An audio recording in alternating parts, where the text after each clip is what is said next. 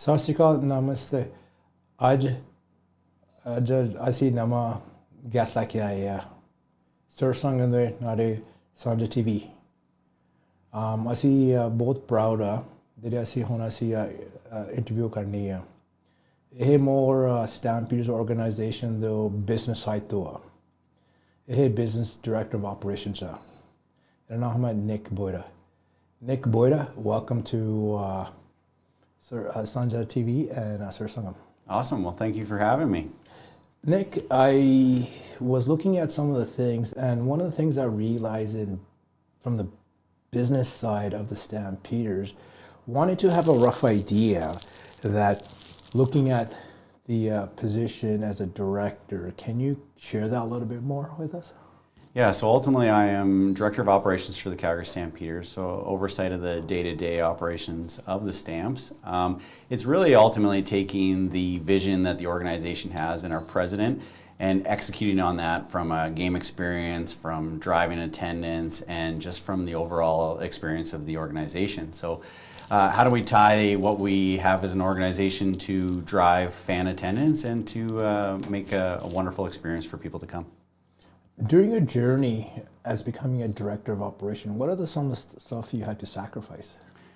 I think it definitely has not been a straight line in my position. I think one of the big things for me is I've always focused on saying yes to opportunities and taking advantage of learning from individuals who are more seasoned and have more education maybe, or might have more experience as a whole in the organization. So I've had long hours, working weekends, shadowing as much as I can with individuals above me or even laterally in different departments. And I think that's the big focus for me in growth. And I think it's any organization across Canada, across the world, is learning and taking opportunities to do that.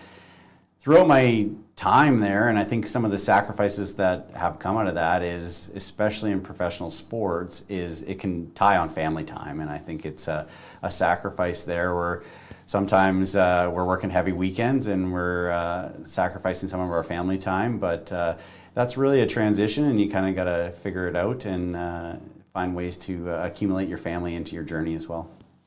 So ਇਹ ਕਹਿੰਦੇ ਸੀਗਾ ਜਿਹੜੇ business ਵਿੱਚ ਜਿਹੜੀ ਜਿਆਦਾ sacrifice ਕੀਤੀ ਹੈ same thing the player ਕਰਦਾ ਆ team. So you sacrificed your time from say June to November? Yeah, ultimately, so training camp starts up in May, and the sacrifice is really a grind in May. Our football operations staff starts May.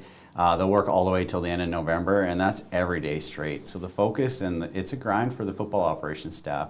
Accumulated on that is our business operations staff as well. So they're focused on operating the games and getting people to come to the games and enjoy the community. So there's a grind there too, because there's a lot of development and pre-work that needs to go into driving attendances and driving the experience that we provide. Thank you for sharing that. What are some of the critical behind the scenes that fans don't see sometimes? I think the biggest thing, and I always reflect on this, is that behind the scenes, there's a lot happening, and everybody that is a fan of the game sees touchdowns, sees field goals, sees interceptions, sees every fun part of the game.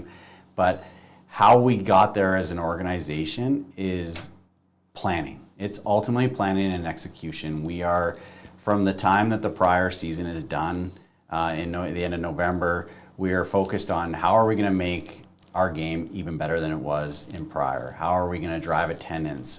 What is our food and beverage going to look like? How are we driving people through the stadium? How do we speed things up? And how do we create an experience that is just welcoming and everybody wants to be a part of? So it's really behind the scenes. My parents and families of ours always say, we don't really know what you do, which I find on a game day, if you don't know what I do, it's probably a good thing because you're enjoying the game and you're enjoying the experience that we're putting on. This is very, now a little bit I want to talk more about operational decisions. How does that impact some of the players? Operational decisions are big on the players. Ultimately, there's kind of two sides to this. There's the football side of the operations where we need to ensure that the players are free of distractions and that they have the opportunity to be the best athlete that they can be and perform on a in and out and from a game perspective. And I think that's really driven by our football operations staff and the decisions that are there. So, for example, last year, our ownership group decided that we were going to upgrade our gym. So we did a whole brand new gym for the organization and for the players. They had the ability to lift weights, get more physically fit so they could perform, as well as rehab any injuries that come up during the season. We also upgraded our media lounge and our players lounge. So it's our players lounge specifically now, but it's giving the players the ability to hang out, create a family together, which is really that championship culture to grow. And then I think on the business side too, it's really bums and seats ultimately is kind of how we affect our players. So our players love the game of football and they love to play in front of 30,000 fans. So as a business, we drive the fandom into the stadium, which the fandom is amazing. The experience at McMahon Stadium when there's 30,000 people in there is just awesome. And the players feel that. They hear it and they want to be part of that. So I think those are the things that really drive player performance is both business and football operations side. I appreciate you sharing that because now a lot of people are getting a different insight. आज ऐसी show करते हैं player side show करते हैं ऐसी business side show करते हैं because without the operations, the business, there's no Stampeders. I'd like to know more about something that went wrong a day during game day and how did you guys handle it? I would say stuff goes wrong, that's for sure. And I think anybody at our organization that says something hasn't gone wrong is probably wrong or has not really thought it out. But our organization, so we prepare for when things are going to go wrong. Ultimately, everything's not going to go smooth every single game, and there's things that we got to be prepared for. So we prepare for that, and I think the big thing for us is based on communication and everybody knows their roles. So once we do that, we're really turn our ability to focus more on, okay, this happened, but how are we going to correct it and how do we fix it right now? And I think I've experienced this from even football operations time was ultimately, we've had coming back from road trips, we've arrived at 3:30 in the morning with the players and buses aren't there. We've had, I remember a third quarter in the one of our games and our plane wasn't there for after the game. So we go instantly, okay, well, this is where we're at and we got to figure out ways to fix it, but we got to be solution orientated rather than just focus on the problem. This one is my favorite question. From operational side, what separates a good organization versus an organization that struggles? I think it's developing a championship culture. We at the Calgary Stampeders, one of our pillars is championship culture, and that's what we drive to our staff. We have our football operations staff that is focused on one thing every single year, and we put this in front of our ownership group, and it is to win the Grey Cup. So our staff in football is just focused on that one thing, but it's how we all work together, how we're accountable to each other, and how we're consistent to each other that we work towards this finishing goal of winning the Grey Cup. The other thing is on the business side is ensuring that everybody in the business side understands that winning a Grey Cup championship and having a championship culture is really driven as an entire organization. Our sales teams and our service teams who are driving individuals into the stadium, our food and beverage teams who are providing exceptional food and experience, our operations staff making sure everybody's moving in and creating the best experience for everybody, really generates that 30,000 fans that we have at McMahon Stadium and creates that energy for the players. So really it's having the pride of the organization that ultimately everybody has a hand in winning a Grey Cup, and it ties to that everybody is developing a championship culture together. So what I'm understanding with what you're saying, it's a family with a lot of moving parts to do the fan engagement with the audience and to make sure they're being taken care of. 100%. That's our biggest focus is the experience and ensuring that everybody feels welcome and that there's community. Our big focus from that is really just how do we get people to come to their first game, and then how do we turn them into forever fans that just love football, love the Calgary Stampeders, and just want to come and enjoy family and community as a whole. What operational strategies has made a big impact in improving fan engagement? For me, I think this is one that I really like is it's more than the game is really how I look at it. Is it's creating that community, that welcoming, how we drive people to come to the stadium. But I think the one big thing for us is that a lot of individuals won't remember what the score is at the end of the game, but they remember how wonderful the experience was, how they met their friends for the weekend so they could connect with them, and they're tailgating with them to kind of just have a good time and enjoy everything that's happening around them. So for me, that's really the biggest things that we see. That's the biggest improvement. We're focused so much on having the best game presentation. We're focused on having the best experience for everybody. How do we relinquish friction from our fandom and just allow them to enjoy the game and connect with one another? What new technologies or systems have you implemented to improve efficient fan experience? It's another kind of big one. We always, similar to what everybody kind of always mentions, but it's work smarter, not harder. So we're taking the avenues as an organization on how do we use AI to kind of help us out. So we're diving into that a little bit more on how do we allow more, say, tedious or long time kind of projects that we're developing out. How do we make them easier for our staff? How do we allow our staff to focus more on execution, decision-making, strategy, and just focusing on creating an experience for our fans and making sure the game presentation is great, and focusing from that. And that can tie back to technologies as simple as our apps and our ticket management system that just makes it easier for everybody to access their tickets, easier to get into the building, understand where you're going. We utilize it for how do we communicate to our fan? How do we communicate both ways? How do we communicate what's happening and them as well? How do we receive feedback from our fans? So we utilize feedback, and I think that's one big thing that we're working on right now is now how do we use AI to better determine what this feedback is telling us, not only the good things, but the bad things, so we can correct it and make sure the experience is amazing. Interesting, because I've been reading everywhere AI. First time I'm seeing an organization using AI. You know, how the world is changing and how the world is adapting, you know, because that's one of the biggest things in business is we need to adapt with new technology, stuff like that. Thank you for sharing that. How has the fan experience over the years changed? I think fans today are really changing how they take in professional sports, and it's about the connection and the community and the people that they're around.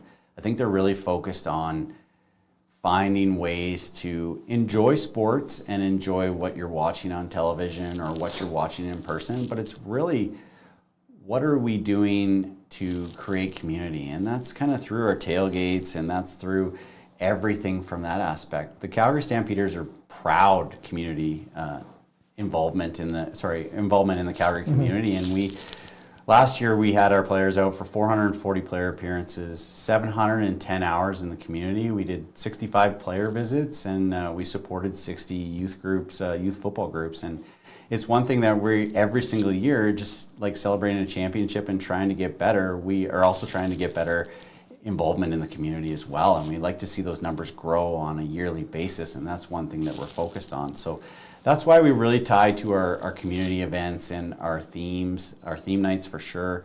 We have our multicultural celebrations. We have youth groups and youth organizations who we drive to games. We focus on groups and driving large groups together, just kind of creating that sense of community and that sense of family together on a regular basis.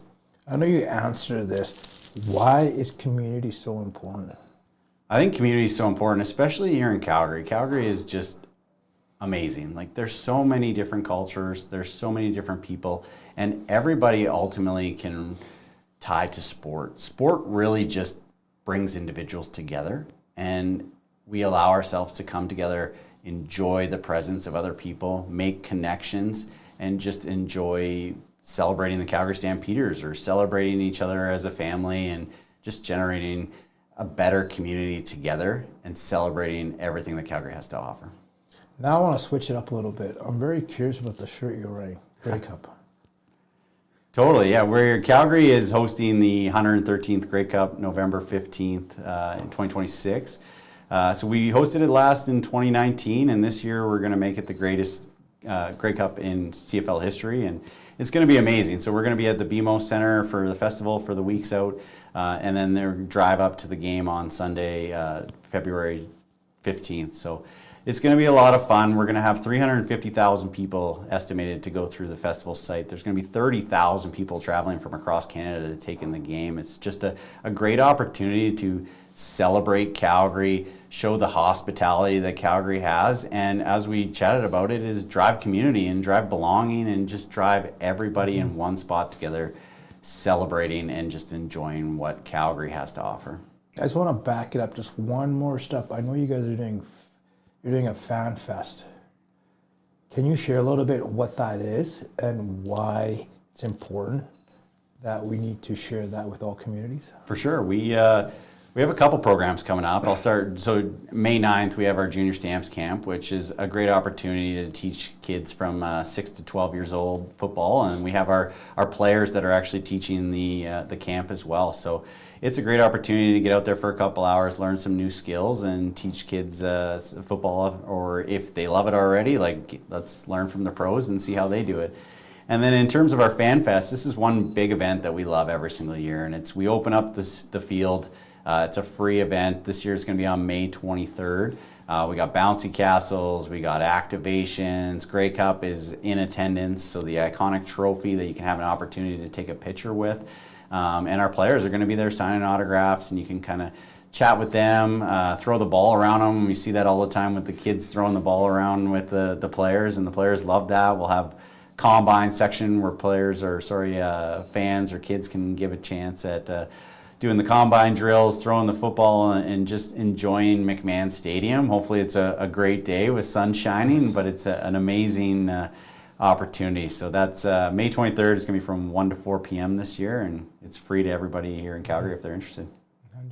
May 9 ਨੂੰ ਹੋਣੀ ਹੈ junior camp ਹੋਣੀ ਹੈ May 23rd ਨੂੰ McMahon Stadium 1 ਵਜੇ ਤੋਂ 4 ਵਜੇ free event ਆ ਤੇਰੇ players ਹੋਣੇ ਆ ਉਹਨੀ signature ਕਰਨੇ ਆ a good opportunity ਆ ਆਪਣੀ community ਨੂੰ 1 ਵਜੇ ਤੋਂ 4 ਵਜੇ player ਨੂੰ ਮਿਲ ਸਕਦੇ. What I want to also say to you is, as we're concluding the show, is one of the biggest thing is, what message do you want to leave with the audience today? I really think tying back to the experience is just come out and check out one game and kind of see if it's of interest to you, and allow us to provide you a wonderful experience that we put on. I think it's to get there to see professional sports up and what the community is that we draw. We always ask individuals to give a shot at seeing the Stampeders for one time, and we guarantee you're going to have a great, wonderful time, and you're going to want to come back to more future games. So we have opportunities for many different things, season tickets, groups, and just simple game days. But yeah, we always encourage everybody to come check out the game and just see if it's something that them and their family are interested in and want to be a part of going forward. That message can be both important. Apni community nu badhao, ਆਪਾਂ ਮਿਲੀਏ stamp players ਨੂੰ ਆਪਾਂ relationship ਬਣਾਈਏ. Opportunity ਵੀ ਹੋਣੇ ਆ table activation ਕਰਨ ਨੂੰ for May 23rd 1 ਵਜੇ ਤੋਂ 4 ਵਜੇ McMahon Stadium. ਹੁਣ ਆਪਾਂ ਕਰੀਏ, ਹੁਣ ਆਪਾਂ participate ਕਰੀਏ, ਨਾਲ ਆਪਾਂ ਮਿਲ ਕੇ ਆਪਾਂ show ਕਰੀਏ ਆਪਾਂ ਕਿੰਨਾ support ਨੂੰ ਆਪਾਂ stamps ਨੂੰ ਕਰ ਸਕਦੇ ਆ. Nick Boyd, I want to say thank you for coming on our show today. Thank you very much for having me, and can't wait to see you on the field there, Harp. Thank you much, appreciate it. I threw those extra ones in because I wanted to bring that in the picture. Totally.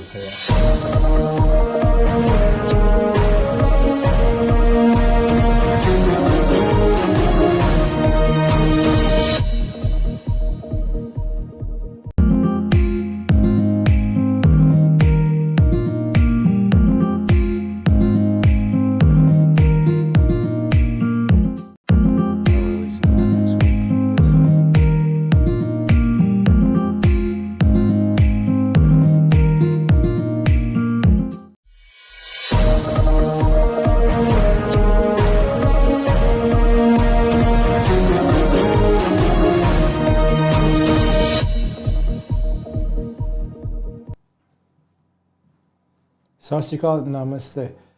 ਅੱਜ ਅਸੀਂ ਨਵਾਂ guest ਲੈ ਕੇ ਆਏ ਆ. Sir Sanjha Nade Sanjha TV. ਅਸੀਂ ਬਹੁਤ proud ਆ ਜਿਹੜੇ ਅਸੀਂ ਹੁਣ ਅਸੀਂ ਇੰਟਰਵਿਊ ਕਰਨੀ ਆ ਇਹ ਮੋਰ ਸਟੈਂਪੀਡਸ ਆਰਗੇਨਾਈਜੇਸ਼ਨ ਦੇ ਬਿਜ਼ਨਸ ਸਾਈਡ ਤੋਂ ਆ ਇਹ ਬਿਜ਼ਨਸ ਡਾਇਰੈਕਟਰ ਆਫ ਆਪਰੇਸ਼ਨਸ ਆ ਮੇਰਾ ਨਾਮ ਹੈ ਨਿਕ ਬੋਇਰਾ Nick Boyda, welcome to Sir Sanjha TV and Sir Sangam. Awesome. Well, thank you for having me. Nick, I was looking at some of the things, and one of the things I realized from the business side of the Stampeders, wanted to have a rough idea that looking at the position as a director, can you share that a little bit more with us? Yeah, so ultimately I am Director of Operations for the Calgary Stampeders, so oversight of the day-to-day operations of the Stamps. It's really ultimately taking the vision that the organization has and our president